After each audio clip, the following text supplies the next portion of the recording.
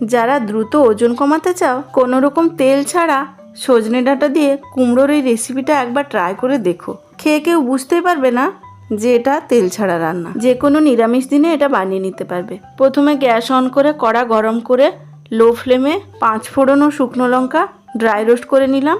ফোড়ন ভাজার সুগন্ধ বেরোলে হাফ কাপ মতো জল দিলাম। জল গরম হলে একটা বড় সাইজের টমেটো কুচি দিয়ে দিলাম। টমেটো সেদ্ধ হয়ে নরম হয়ে গেলে আদা বাটা আর হলুদ গুঁড়ো দিয়ে হাই ফ্লেমে মশলা শুকনো হওয়া পর্যন্ত কষিয়ে নিলাম। এরপর সরু আর লম্বা করে কাটা আলু দিয়ে দিচ্ছি। আলু মশলার সাথে ভালো করে মিশিয়ে নিয়ে সজনে ডাঁটা দিয়ে দিলাম। সজনে ডাঁটা সবুজ অংশের খোসাটা ছাড়িয়ে নিয়েছি। এরপর লম্বা করে কাটা কুমড়ো দিয়ে ভালো করে মিশিয়ে নিয়ে ধনে গুঁড়ো, জিরে গুঁড়ো আর 1 কাপ মতো জল দিলাম। 6 থেকে 7টা চেরা কাঁচা লঙ্কা আর স্বাদ মতো নুন দিয়ে ভালো করে মিশিয়ে ঢাকা দিয়ে দিতে হবে। লো হিটে 6 থেকে 7 মিনিট রান্না করলেই তৈরি হয়ে যাবে সুস্বাদু ডাঁটা কুমড়োর ঘন্ট। তোমরা বাড়িতে একবার ট্রাই করে দেখো কিন্তু।